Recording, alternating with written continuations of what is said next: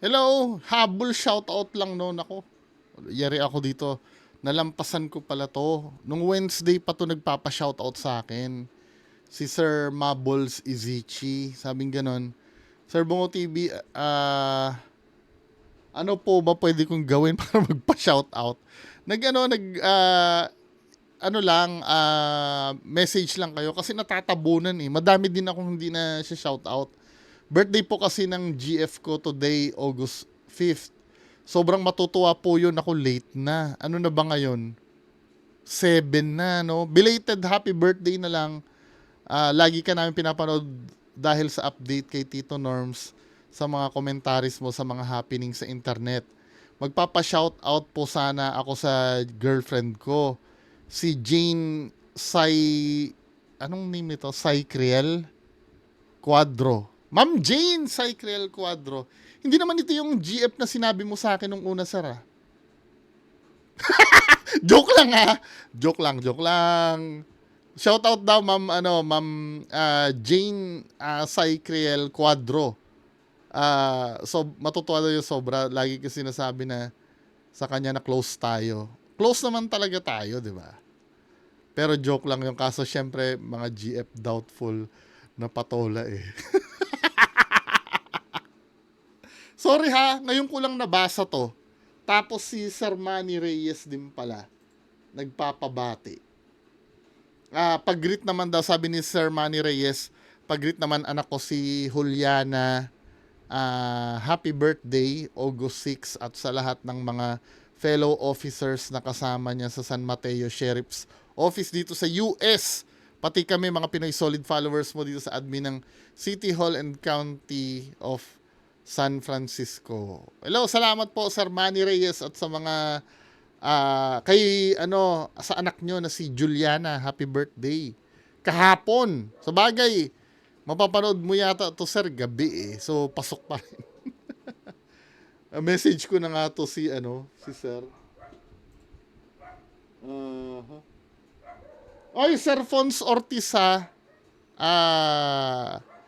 Salamat po. Salamat po sa pag-ano. I-remind ko nga to si Sir. Dami kong dami kong na-miss. Sana ba 'yon? Anyway, hanapin ko na lang. Ito, to. Sabihin ko, sorry now ko lang nabasa. Sorry now.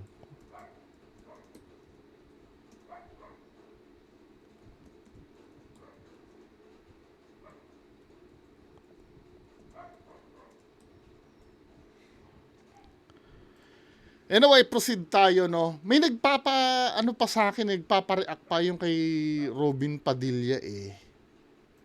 Na kaya lang, hindi ko na maalala kung sino yun. Sorry sir, pa-up mo na lang do sa message.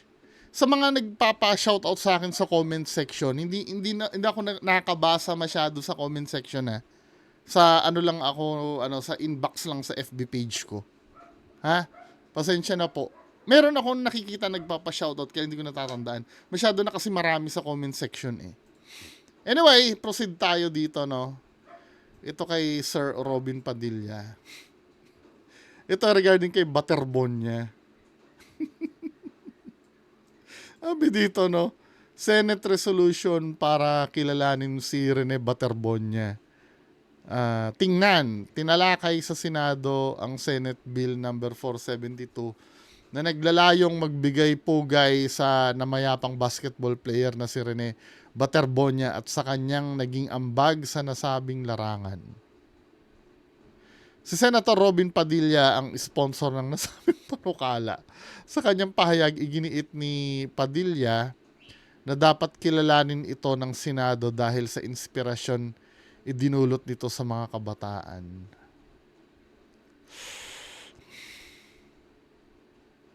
I think pwede kung meron man sorry sa mga fans ni ni Rene Butterbonya.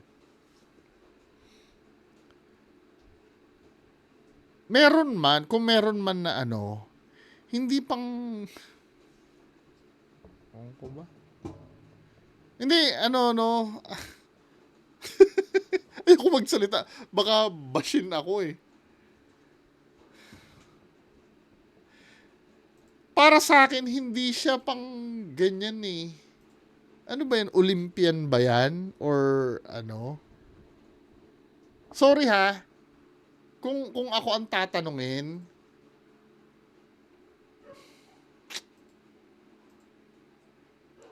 hindi, ano ba tingin nyo doon? Minsan kasi parang sa totoo lang, real talk lang, no? Para kasing minsan OA na yung ano eh. OA na yung ano eh, yung pag ano kay Rene Bat, yes, nagigets ko, no? Mukha naman siyang, actually hindi man mukha, mabuting anak talaga siya. Kasi ginawa niya yon yung pag ano niya, pagbabasketball niya para sa pamilya niya. 'Di ba? Totoo naman. Mabuting anak naman si Rene, kaya lang feeling ko medyo may pagka ano eh, may pagka OA naman eh. Kaya siguro na ano yan, kaya siguro nagawa yan dahil kay Rostom. Nailakad ni Rostom yan, feeling ko. Kasi si Rostom mukhang magpo-produce ng pelikula ni Rene Baterbonia eh.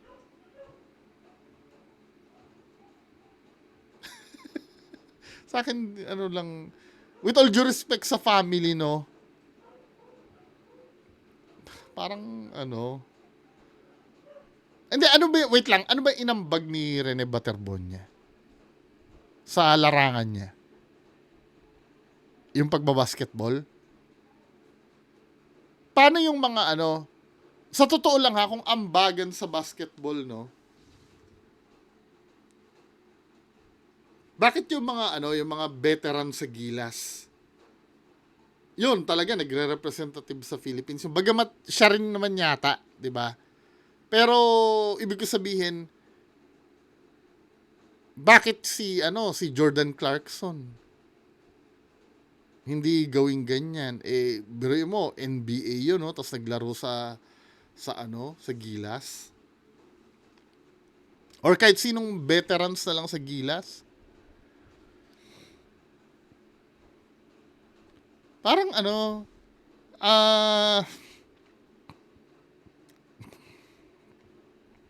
hindi ko siya nakikita. Sorry ha, pinipilit kong maghanap ng magandang words eh para hindi ma-offend yung fans eh. Pero parang hindi talaga ano, yung inambag, inspirasyon, pwede, no? Base sa kwento ng magulang, pero hindi rin naman ganun ka... Parang ang lilitaw kasi, siya lang ang nagmamalasakit sa pamilya niya. 'Di ba? Eh, I'm so sure marami din namang gumagawa niyan eh. Nagkataon lang na siya ay namatay. 'Di ba? Tapos ito, natawa din ako dito. Gumawa ng refrigerator magnets featuring pictures of Bobet.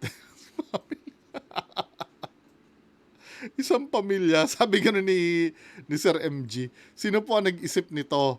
Paano mo ilalagay itong magnet na to sa ref mo? Kunyari ako, maglalagay ako ng magnet sa ref na ibang pamilya ang nakalagay. Oo nga, no?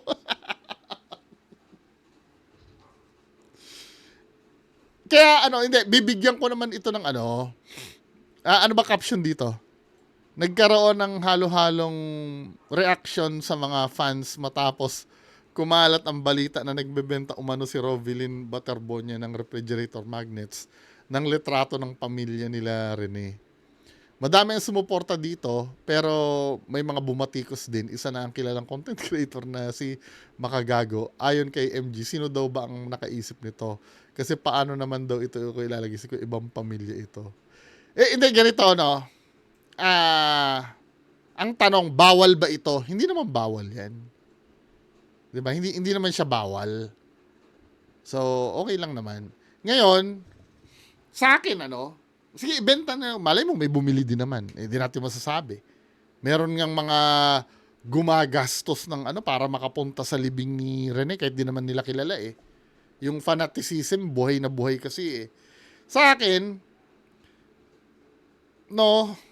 sa akin lang ha, kung gagawa kayo ng ganyan, okay na siguro ito. Yan, yung si Rene Baterbonia, oo. Kasi, to be fair naman, may mga fans naman kasi na talaga siya. Pero yung isisingin yung buong pamilya, men, masyado naman ang OA ito. Ito si Rene, sasabihin ko, kahit ako, halimbawa ako, hindi, idol ko kasi yan eh. Idol ko yan eh. So fine. Bibili ako ref magnet para pag nakikita ko si Rene, maging inspirasyon ko to para magkaroon din ako ng gana na magtrabaho para sa pamilya ko. Fine, si Rene yun eh. Pero yung buong pamilya. Yung ganyan.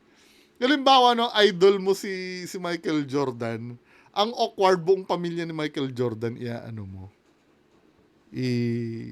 Ipopost mo sa wall mo. Yung anak ni Michael Jordan. Anyway, hindi naman to masama. Kaya lang, medyo nagiging OA na talaga. Malay mo, may bibili naman. May bibili naman siguro niyan. Yung talagang sobrang fan. Tandaan nyo, bibigyan ko lang ito ng hanggang December. Next year, wala na yan. Hindi na mainit yan. Yung rebulto niya, masisira-sira na yung damit nun. Kaya nga nung nag-live kami, sabi kong ganun, kung ginawa nyo na rebulto yan, sana yung damit niyan, inukit din. Inukit din yung damit. Ang ginawa kasi nila, nag-uukit sila ng katawan, tapos dinamitan nila. Nagmukha tuloy santo. Tsaka from time to time, saan ba nila ilalagay yon, sa labas? Or indoor? Kung sa labas kasi yon, nasabi ko na to before eh, uulanan yon, aarawan, masisira yung damit, magiging katawa-tawa pa si Bobet nun. Magiging bold pa yung niya. Anyway, proceed tayo, next topic. Ano ito?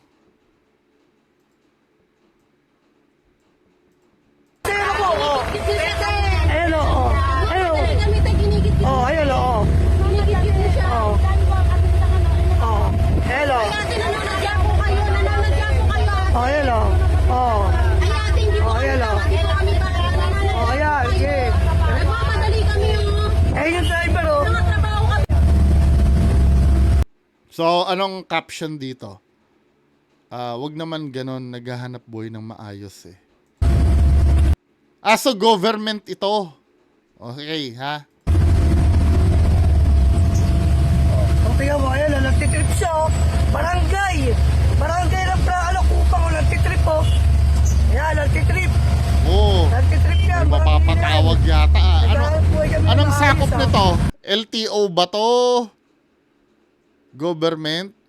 DILG? DILG or hindi naman siya police. Sabi ko sana kay Sir Kalinisan eh. Hindi. Ano to? DILG, di ba? Hello. Nakakaharap kami o.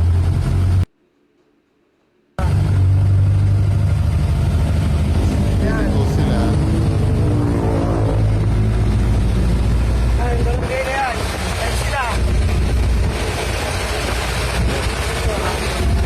Ayan.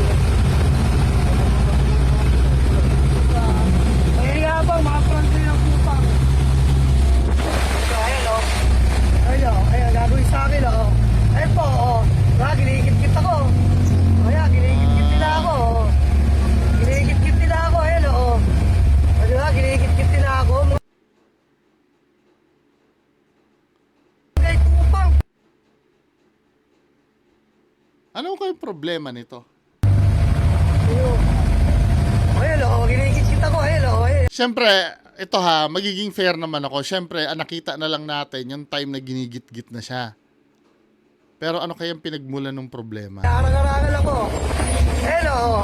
Pero sana, ganito, no?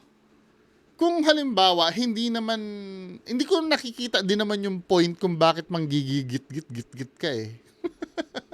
Just in case na may ginawa sa yung mali yung, jeepney driver, di kumprontahin mo, harangan mo, no? Tapos baba ka, kumprontahin mo. Pero yung magaganyan ka, makakadisgrasya pa kayo niyan, men eh. Actually, yung sa barangay, hindi ko rin makuha yung point eh. Granting na may kasalanan yung jeep, no? Ba't kailangan magaganyan-ganyan kayo? Nag-aalap po yung mga isa, no? Arangin na naman ako. Di ba? Ayan. Nakapaskating ko yan. Ayun o. Ano? Ayan po, mayayabang sila. Barangay Kupang po, Barangay Kupang. Okay, kaya nga, di ba? Okay, Lee. Di ba tinarang-harang pa ako ng driver niya, te? Bagal talaga kami tumakbo. Mahal ba bagal? Kung saan kami pupunta, kung... Ayun o, ginigit. Ayun o, tayo pasera ko.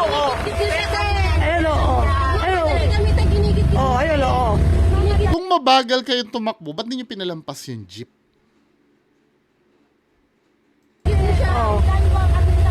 Oh, hello. Oh, hello. Oh.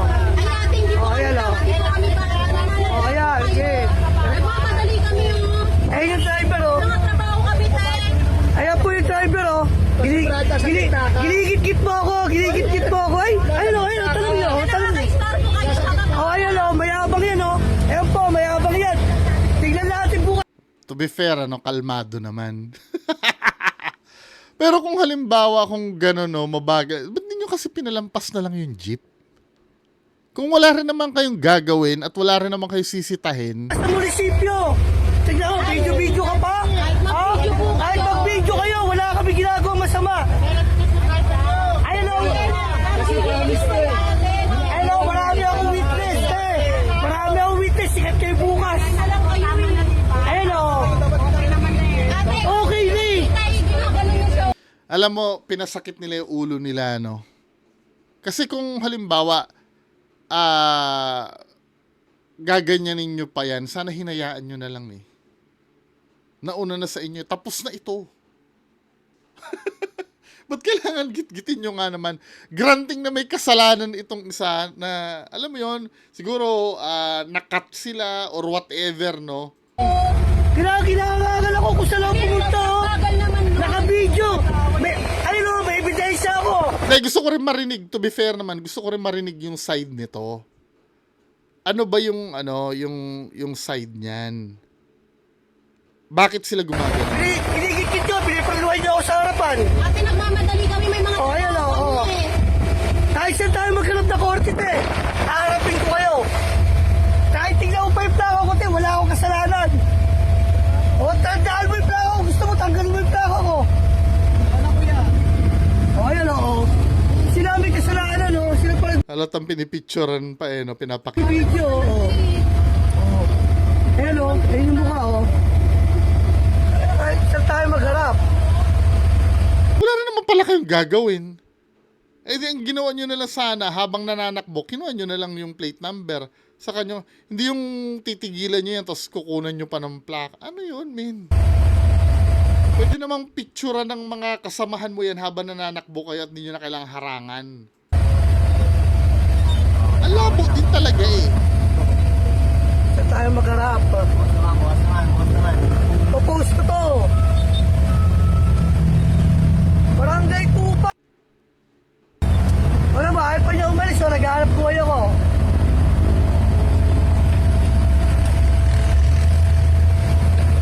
O, aalis din naman pala. Wala rin naman palang gagawin.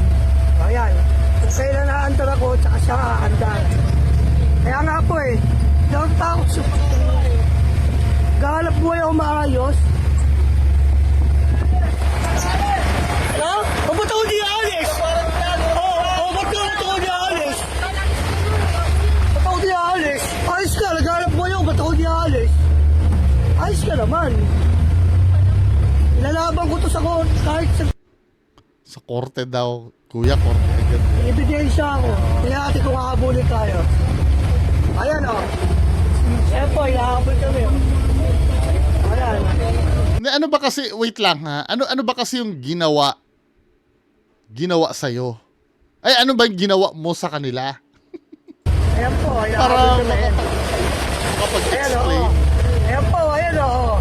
Ayan po, ayan o. Ayan o, nagpapabangga siya o. Magreklamo po kayo. Kayo po ang magkano dyan. Nahanap buhay kami o. Aalis din naman pala. Oo.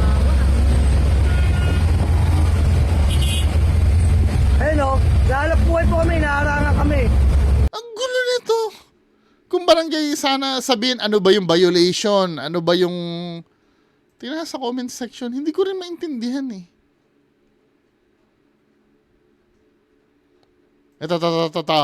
May pahayag. Nais namin ipabatid sa publiko na agad kumilos ang tanggapan ng punong barangay kaugnay ng video na kumakalat sa social media na kinasangkutan ng ilang kawani ng mga barangay Kupang. Isinagawa ang paunang investigasyon nakapagpalabas ng show cause order sa mga sangkot at isinailalim sila sa preventive suspension. Habang isinasagawa ang masusing pagdinig at investigasyon alinsunod sa umiiral na patakaran at prinsipyo ng due process. Tinitiyak ng pamahalang barangay ang patas walang kinikilingan at naayon sa batas na paghawak sa usaping ito, hindi namin kukonsintihin ang anumang paglabag sa batas sa pamantayan ng serbisyo publiko. Hinihiling namin na pangunawa ng publiko ang pagbibigay daan ng maayos sa proseso ng investigasyon. Maraming salamat. Dapat idaan daw sa Rapi Tulfo. Ang kulit din kasi eh. Tingnan nga natin yung ito yung barangay nila.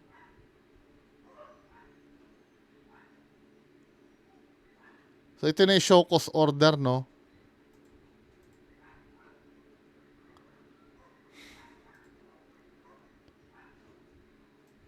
So ang kautosang ito ay may kaugnayan sa isinagawang investigasyon sa tanggapan na ito.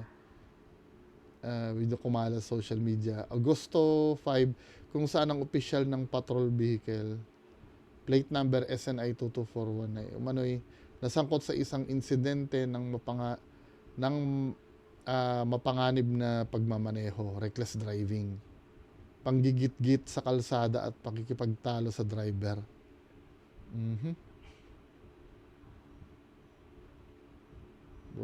So pinag-submit nila ng written explanation.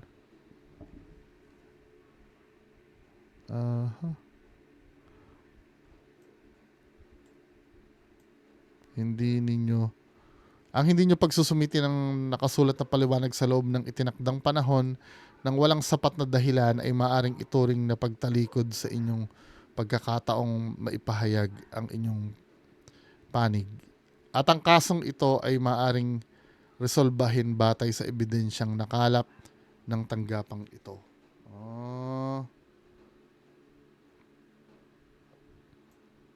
Sabi ganun dito. Sa kaya nang galing yung patrol, sana hindi sa Samgyupan. Samgyupan. Kasi sa totoo lang, pinasakit nung taga-barangay yung ulo nila eh. Ito men, iisipin nyo, let's say, ako inisip ko rin muna, gusto ko maging fair. Paano talaga kung may kasalanan yung jeepney driver? So, granting may kasalanan yung jeepney driver, no? Ang inaasahan kong gagawin nila, haharangin nila at kukumprontahin nila. Wala na akong pakialam kung galit ba magsalita o hindi. Gusto ko kasi marinig yung panig nila eh. Ano ba yung naging dahilan? Hindi, kasi kinat mo kami kanina o whatever, no? Ang nakikita ko, bumaba sila, hindi naman nila maipaliwanag kung ano yung atraso do sa jeep. At yung yung jeep, kung hindi naman na nila kukumprontahin, kung hindi nila kukumprontahin yung jeep, sana hinayaan na lang nila umalis. Hindi ko alam bakit kailangan pa nilang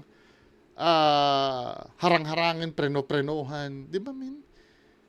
Hindi ko rin naiintindihan yung takbo ng isip nung nung taga-barangay eh. Kasi kung gusto nyo matapos yung problema, babaan nyo na agad at sabihin nyo na yung problema. Hindi yung ginagawa, manggigit-git, tapos preno-preno.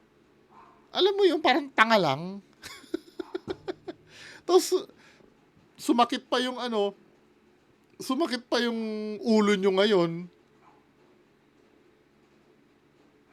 Di ba? Saan galing ang patrol nyo daw? Sa outing o okasyon po ba? Parang lasing pa yung driver eh. Sa samgyupan daw nga galing eh. Ang dami nila, Nako, pag naimbestigahan pa, na galing sa samgyupan yan, or kung saan man na party, mayayari pa. Di ba? Tanga din eh. Ewan. Anyway, yan lang muna pag-uusapan natin ngayong hapon. Magandang hapon sa inyo lahat. Bye-bye.